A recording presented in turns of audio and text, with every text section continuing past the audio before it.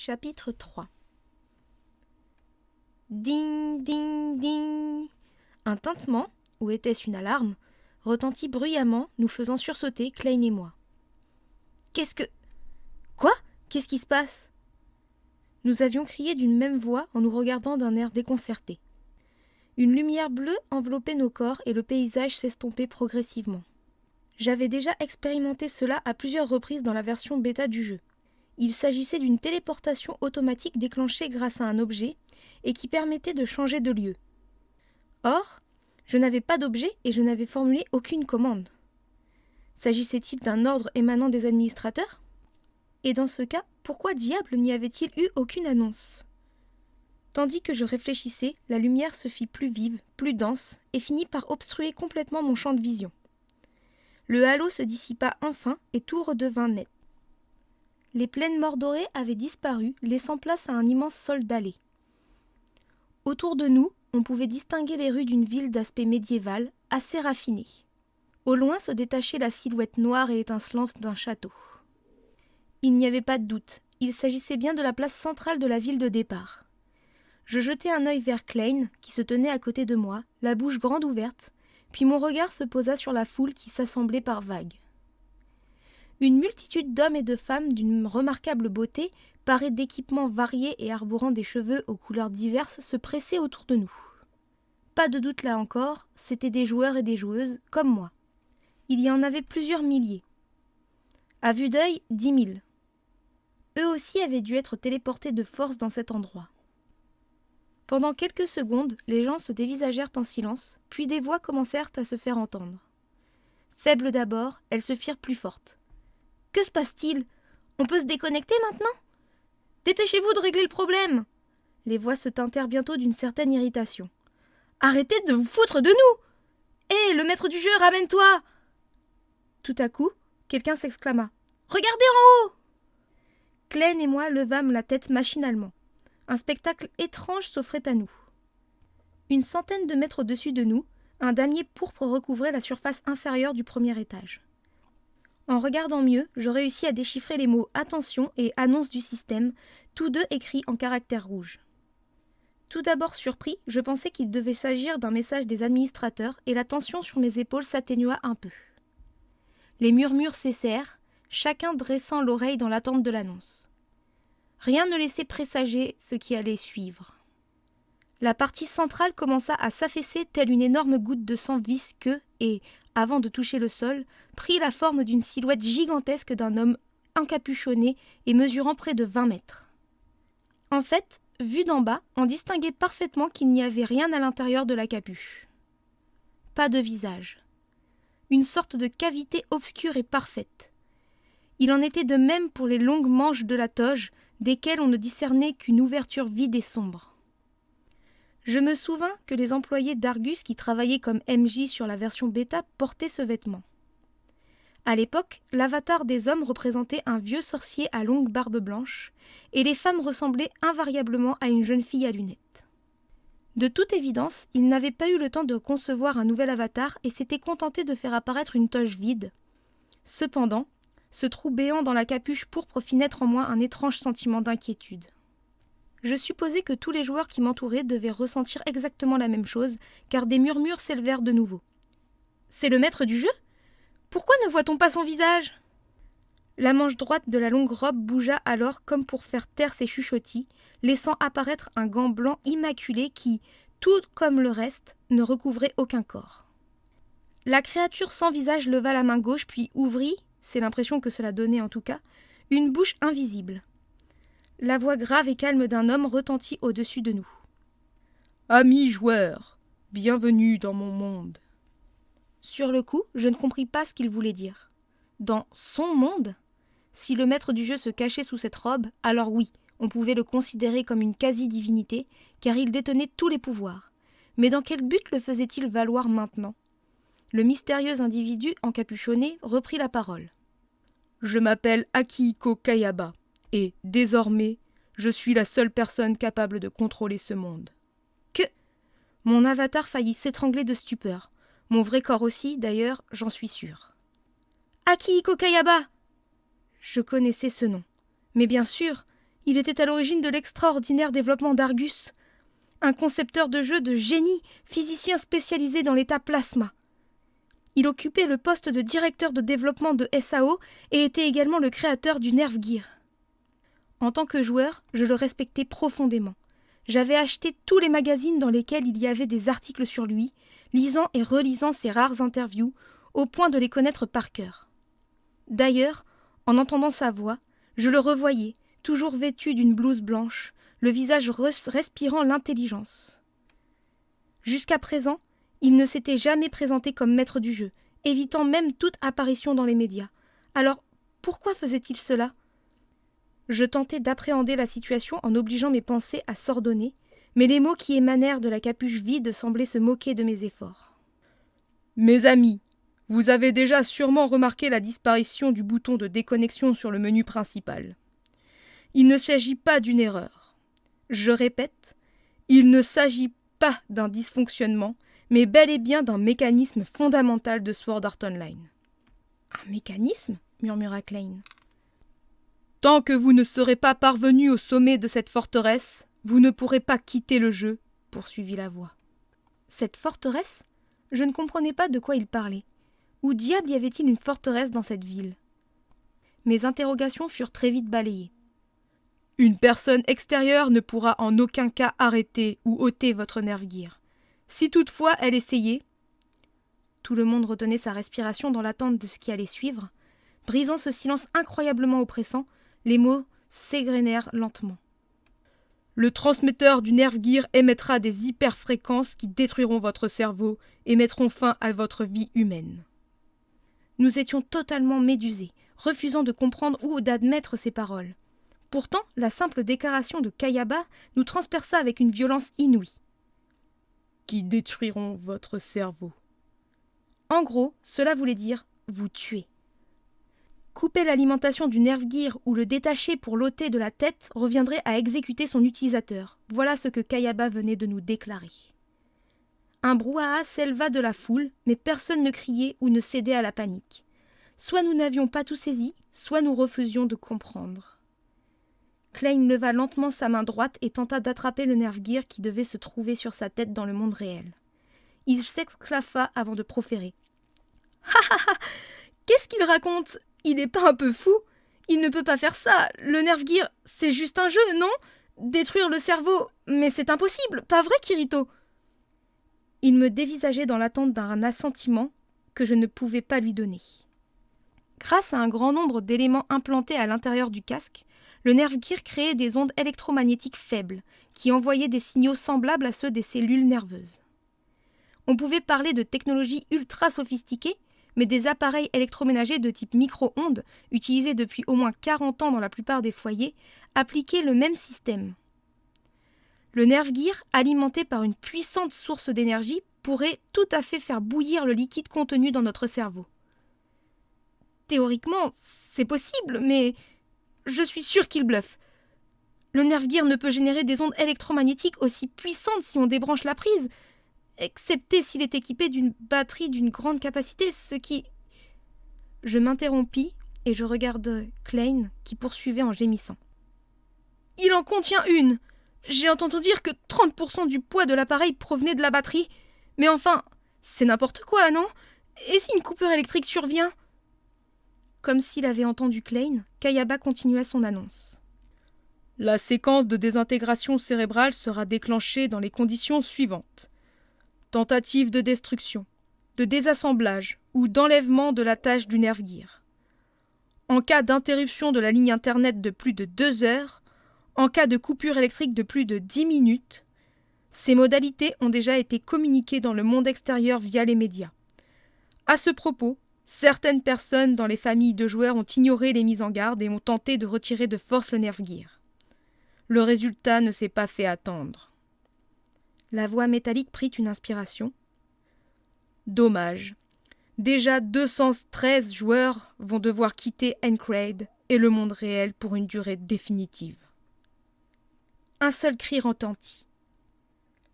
La majorité des joueurs, refusant de croire ce qu'ils venaient d'entendre, restaient immobiles, l'air absent ou arborant un petit sourire narquois. « Je ne voulais pas non plus admettre cette histoire, mais mon corps me trahit et mes jambes se mirent à trembler. Chancelant, je reculai de quelques pas. Klein, complètement livide, se laissa tomber en arrière lourdement. Déjà 213 joueurs. Cette phrase ne cessait de résonner dans ma tête. Si les mots de Kayaba s'avéraient justes, plus de 200 personnes étaient déjà mortes à l'heure qu'il était. Parmi elles, il y avait sûrement des bêta-testeurs comme moi. Certains de leurs avatars avaient dû croiser ma route. Tous ces gens avaient-ils eu le cerveau brûlé, comme l'affirmait Kayaba ? « J'y crois pas, s'exclama Klein, toujours assis par terre. « Il veut nous faire peur, c'est pas vrai ? Arrête tes conneries et fais-nous sortir. On n'a pas le temps pour tes festivités, vieux. C'est un divertissement, hein ? Une sorte de spectacle d'ouverture, non ?» Au fond de moi, je hurlais la même chose. Mais comme pour annihiler tous nos espoirs, Kayaba reprit la parole. « Ne vous tracassez pas pour vos corps laissés de l'autre côté. En ce moment, tous les médias relaient en boucle cette information, y compris le fait que de nombreuses personnes sont mortes. On peut désormais pouvoir affirmer que votre Nerfgear ne risque plus de vous être enlevé de force. Durant les 2 heures de déconnexion que je vous ai octroyées, vos corps réels seront transportés dans des hôpitaux où vous bénéficierez d'une surveillance accrue. Vous pouvez donc vous concentrer sereinement sur les stratégies de jeu. »« Quoi ?» Un cri strident s'échappa de ma bouche. « Qu'est-ce que tu racontes ? Tu veux qu'on joue ? Tu penses qu'on aura le cœur à s'amuser en sachant qu'il nous est impossible de quitter le jeu ?» hurlai-je à l'intention de la robe géante pourpre qui flottait près du niveau supérieur. « Sérieux ? C'est plus un jeu, ça !» Akihiko Kayaba poursuivit doucement. « J'aimerais que vous compreniez bien. Pour vous, SAO n'est plus un simple jeu. On peut le considérer comme une autre réalité. Dorénavant, tous les moyens de résurrection présents dans le jeu initial sont désactivés. Votre avatar disparaîtra définitivement dès que vos points de vie seront tombés à 0 et simultanément, je devinais exactement ce qui allait suivre. Votre cerveau sera détruit par le Nerfgear. » Le rire nerveux que je réussis à contenir me mordit les tripes. Une fine ligne bleue horizontale brillait en haut à gauche de mon champ de vision. Les nombres 342 sur 342 s'affichèrent en transparence. Mes points de vie. Si la barre tombait à 0, je mourrais réellement, le cerveau grillé par des ondes électromagnétiques. C'est du moins ce que nous avait dit Kayaba. C'était peut-être un jeu, c'en était vraiment un, mais il pouvait désormais me coûter la vie. Dans la version bêta que j'avais testée 2 mois auparavant, j'avais dû mourir une bonne centaine de fois. À chaque fois, j'étais réapparu un peu penaud dans le château de fer noir que l'on apercevait au nord de la place où nous nous trouvions. De là, je repartais vers le champ de bataille. C'était cela un RPG, un jeu où l'on vivait, où l'on mourait encore et encore, où l'on apprenait et améliorait ses techniques de jeu. Tout cela ne serait plus possible. On succomberait une fois et tout serait terminé sans avoir au moins la possibilité d'arrêter de jouer ? N'importe quoi, dis-je en gémissant. Qui s'aventurerait dans les zones dangereuses ? Les joueurs se retrancheraient forcément dans l'enceinte protégée de la ville. Comme s'il avait lu dans mes pensées et dans celles des autres joueurs, Kayaba poursuivit. Il existe un moyen de vous permettre de sortir de ce jeu. Un seul et unique moyen que j'ai déjà évoqué tout à l'heure. Vous devrez atteindre le dernier niveau, le plus haut, le sommet de la forteresse, et terrasser le dernier boss qui s'y trouve. Je vous garantis qu'à cet instant, tous les joueurs survivants auront la possibilité de se déconnecter du jeu. La dizaine de milliers de joueurs gardaient le silence. Je compris enfin ce qu'il avait voulu dire par « atteindre le sommet de la forteresse ». C'était en fait ce gigantesque édifice qui flottait dans le ciel. Composé de 100 étages, il portait le nom d'Encrade, et nous n'étions actuellement qu'au rez-de-chaussée. Terminer le jeu ? Franchir les 100 niveaux ? Gémit brusquement Klein. Puis il se releva d'un coup et leva son poing droit vers le ciel en criant « On ne pourra jamais y arriver ! Il paraît que, même dans la version bêta, les joueurs avaient à peine progressé !» C'était vrai. Les 1000 testeurs n'avaient réussi à franchir que 6 niveaux en 2 mois. Même si nous étions maintenant 10 fois plus en immersion complète, combien de temps nous faudrait-il pour y arriver ? Chacun de nous devait être en train de se poser la question. Le lourd silence qui régnait sur la place se mua progressivement en brouhaha, mais aucun cri de peur ou de désespoir ne se fit entendre. La grande majorité des joueurs ne semblait pas encore comprendre s'il s'agissait d'un danger réel ou d'une mise en scène un brin démesurée pour un lancement de jeu. Les propos de Kayaba étaient si effrayants qu'ils paraissaient inconcevables. Je fixai l'intérieur sombre de la robe en tentant de comprendre la situation. Il m'était désormais impossible de me déconnecter, donc de revenir dans ma chambre dans le vrai monde et de reprendre ma vie normale. Pour que cela arrive, il faudrait que quelqu'un parvienne au sommet de la forteresse et élimine le boss ultime. Si ma barre de PV parvenait à 0, alors je périrais pour de vrai et je disparaîtrais pour l'éternité. Impensable! Quelques heures auparavant, j'étais chez moi. J'avais discuté avec ma sœur et mangé le repas préparé pour ma mère. Je ne pourrais plus y retourner? La réalité, ma réalité, se trouvait donc ici dorénavant? Comme pour confirmer ma pensée, le gant blanc droit s'agita et la voix exempte d'émotion se fit de nouveau entendre. Bien. Pour terminer et pour vous prouver que ce monde est désormais votre réalité, je vous offre un petit cadeau. Je vous prie de bien vouloir regarder dans votre inventaire. À ces mots, en même temps que tous les joueurs qui m'entouraient, je fis glisser mes doigts vers le bas. Des tintements se firent entendre de tous côtés. J'appuyai sur le bouton « Objet » sur la fenêtre du menu qui venait de s'ouvrir, et la liste de mes items apparut. Un miroir y avait été placé. « À quoi cela va-t-il nous servir ?» me demandai-je tout en appuyant sur le bouton qui permettait de matérialiser les objets. Je saisis le petit miroir carré qui était apparu, mais rien de particulier ne se passa. Je n'y vis que le reflet du valeureux avatar que je m'étais minutieusement créé. À mes côtés, Klein regardait aussi d'un air dubitatif l'objet qu'il tenait dans la main. Soudain, une vive lumière blanche nous enveloppa tous, neutralisant mon champ de vision. Puis le paysage familier ressurgit. Non, ce n'était plus exactement le même Klein qui se tenait face à moi. Était toujours bien là son armure en plaques de fer, son bandana de mauvais goût et ses cheveux rouges dressés sur la tête, mais son visage était totalement différent. Ses beaux yeux en amande avaient laissé place à un regard creux. Son nez fin avait disparu au profit d'un tarin aquilin. Et une barbe négligée assombrissait ses joues et son menton jusqu'alors glabre. Si l'avatar précédent représentait un jeune et fringant guerrier, il avait maintenant l'apparence d'un soudard éprouvé ou encore pire, d'un pirate. « T'es qui, toi ?» demandai-je surpris. « Oh, et toi, t'es qui ?» répondit-il sur le même ton. Je compris alors à quoi servait le cadeau de Kayaba. Je plongeai de nouveau mon regard dans le miroir et je vis des cheveux noirs, des yeux reflétant une certaine faiblesse recouverts d'une longue frange, et un visage si délicat qu'il m'avait valu maintes fois d'être pris pour la sœur de ma sœur. Bref, toute la virilité qu'affichait le guerrier Kirito quelques secondes auparavant avait complètement disparu. Le reflet montrait maintenant ce que j'arborais le plus, mon véritable moi, celui du monde réel. « Oh la vache! C'est moi !» s'exclama Klein en croisant mon regard étonné. Nous nous écriâmes en même temps. « Tu es Klein, tu es Kirito !» Le modificateur vocal ayant cessé de fonctionner, nous avions aussi repris nos voix originelles. Nous lâchâmes simultanément les miroirs qui se volatilisèrent silencieusement en heurtant le sol.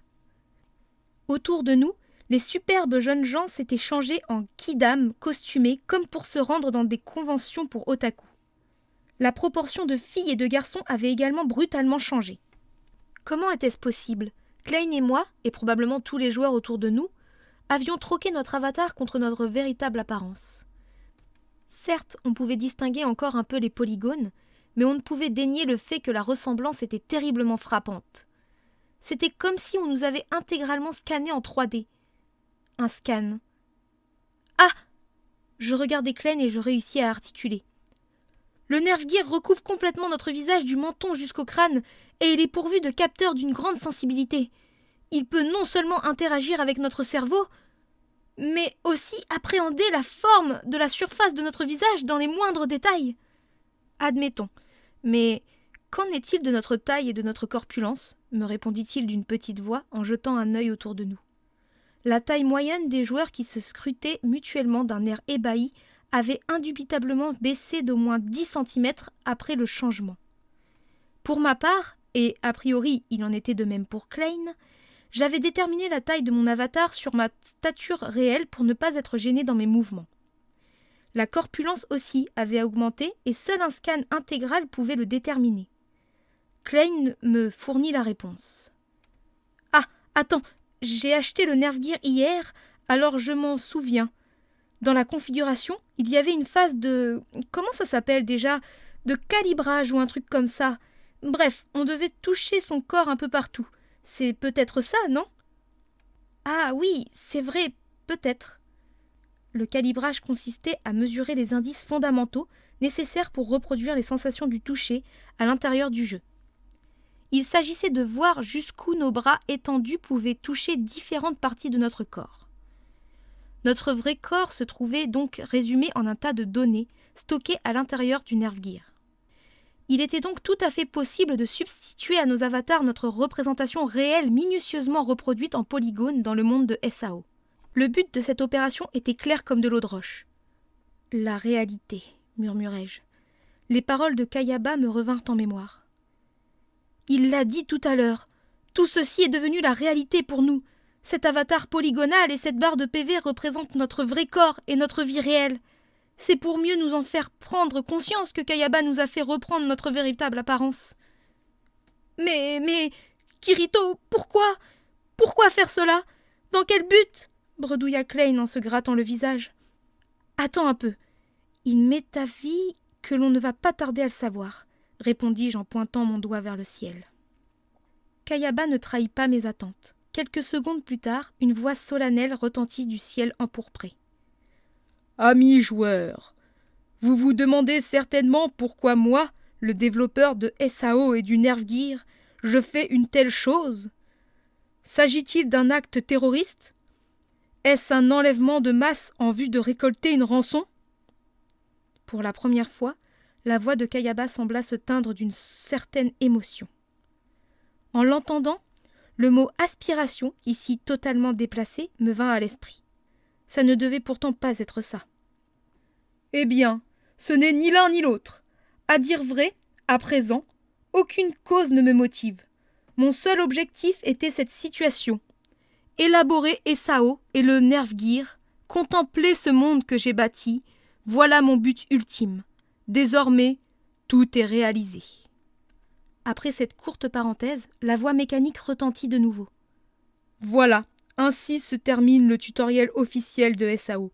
Amis joueurs, permettez-moi de vous souhaiter les meilleures chances pour la suite. » Les mots se perdirent dans un léger écho, et la grande robe pourpre s'éleva silencieusement pour se fondre petit à petit dans le ciel où subsistait encore le message du système. Ce dernier disparut aussi soudainement qu'il était apparu. Une légère brise balaya la place et la musique de l'orchestre de PNJ s'éleva de la ville. Le jeu reprenait son cours initial, quelques règles seulement étaient foncièrement différentes. Puis, pour la première fois, la dizaine de milliers de joueurs laissèrent sortir leur colère en même temps, faisant vibrer l'immense place. « Il est pas sérieux, c'est pas vrai ! Arrêtez de déconner, sortez-moi d'ici, sortez-moi d'ici ! Ça craint, j'ai un rendez-vous, moi ! Je veux rentrer chez moi, laissez-moi partir !» Des gémissements, des cris, de la colère, des insultes, des supplications et des hurlements. En quelques minutes, ces gens étaient passés de l'état de joueurs à celui de prisonniers. Certains s'accroupissaient en se tenant la tête, d'autres levaient les bras vers le ciel en injuriant copieusement. Bizarrement, ce tumulte apaisa mon esprit. Désormais, c'était ma réalité. Toutes les déclarations de Akihiko Kayaba étaient vraies. Rien de surprenant d'ailleurs, son charme ne résidait-il pas dans son génie destructeur ? Je ne pourrais plus voir le visage de ma mère et de ma sœur avant quelque temps, quelques mois, ou pire, plus jamais. Si je mourais ici, je mourrais réellement. Le Nerve Gear avait été une machine de jeu, il était devenu le verrou d'une prison et deviendrait peut-être une arme mortelle qui me grillerait le cerveau. J'inspirais, j'expirais lentement et j'appelai Klein. « Viens par là », dis-je en attrapant le bras du bretteur, qui s'avérait bien plus grand que moi, et en l'entraînant rapidement hors de la foule en délire. Nous nous engageâmes dans une des ruelles donnant sur la place, et nous nous dissimulâmes derrière un chariot. Klein affichait un air totalement absent, comme si son âme l'avait déjà quitté. « Klein, écoute-moi, je vais quitter cette ville et me rendre au village voisin. Viens avec moi, nous allons devoir devenir plus forts pour survivre dans ce monde. Tu sais très bien que dans un MMORPG, les joueurs se dérobent mutuellement leurs ressources. Seuls ceux qui obtiennent de l'argent, des objets ou de l'expérience peuvent parvenir à subsister et à renforcer leurs compétences. Les autres vont penser la même chose et vont chasser tout ce qui bouge dans les environs de la ville de départ. Nous n'aurons plus rien à nous mettre sous la dent et il faudra attendre trop longtemps avant que les monstres se régénèrent. Il vaut mieux atteindre le prochain village, vraiment. Je sais comment m'y rendre et je connais tous les coins dangereux. On pourra y arriver en toute sécurité, même avec notre niveau 1. Klein écouta sans broncher cette tirade dont je n'étais pourtant guère coutumier, puis il dit en grimaçant. « Oui, mais... je te l'ai déjà dit. J'ai acheté ce jeu avec des potes. On a passé toute une nuit blanche ensemble pour se le procurer. Je pense qu'ils se sont connectés et qu'ils sont sur la place en ce moment. Je ne peux pas les abandonner. » Je me mordis les lèvres en retenant ma respiration. Je compris ce que Klein tentait de me dire. Ce garçon si enjoué, aimable et prévenant, souhaitait que tous ses amis se joignent à nous. Je fus incapable d'acquiescer. Accompagné de Klein seul, j'étais persuadé de pouvoir atteindre le prochain village en nous protégeant des monstres agressifs. Mais en agentant une, voire 2 personnes, l'entreprise s'avérait plus risquée. Si quelqu'un trouvait la mort durant le périple, il mourrait comme Kayaba l'avait annoncé, le cerveau grillé. La faute m'en incomberait, puisque c'est moi qui aurais suggéré ce plan. Jamais, jamais je ne supporterai une responsabilité aussi considérable. C'était au-dessus de mes forces. Klein perçut mon hésitation. Il secoua la tête en souriant et déclara. « Non, laisse tomber. Je ne peux pas t'imposer ça et te demander plus que ce que tu n'as déjà fait. Dans un jeu précédent, j'étais le chef d'une guilde, alors ça devrait bien se passer. Je me débrouillerai avec ce que j'ai pu apprendre jusque-là. Et puis, il reste tout de même la possibilité, même si elle est minime, que tout cela ne soit finalement qu'une blague de très mauvais goût. Qui sait ? On pourra peut-être bientôt se déconnecter. Ne t'en fais pas et file. » Je fus pris d'un violent sentiment contradictoire comme jamais je n'en avais ressenti, et je prononçai ces mots qui allaient me hanter durant les 2 ans à venir. Je comprends. En reculant d'un pas, je poursuivis d'une voix enrouée. D'accord. Bon, eh bien, séparons-nous ici. S'il arrive quoi que ce soit, envoie-moi un message. À la prochaine, Klein. Tandis que je me retournai, Klein m'appela. « Kirito !» Je vis ses pommettes trembler, mais aucun son ne sortit de sa bouche. Je le saluai de nouveau de la main et me dirigeai vers le nord-ouest, en direction du village qui serait ma nouvelle étape. Je n'avais pas fait 5 pas que la voix se fit de nouveau entendre. « Au fait, Kirito, t'es plutôt pas mal en réalité. Tu me plais bien, mec. » Je souris tristement et criai par-dessus mon épaule. « Cette tronche de vieux guerrier te va 10 fois mieux aussi !» Puis, tournant le dos au premier ami que je m'étais fait dans ce monde, je continuai de marcher, tout droit, toujours tout droit. Plusieurs minutes après avoir arpenté une ruelle, je me retournai, mais il n'y avait plus personne. Je m'élançai, faisant taire le sentiment qui tiraillait mon cœur. Je courais pour survivre, vers une aventure solitaire. Une fois la porte nord-ouest franchie, je traversai une profonde forêt et parcourus l'immense plaine pour arriver au petit village.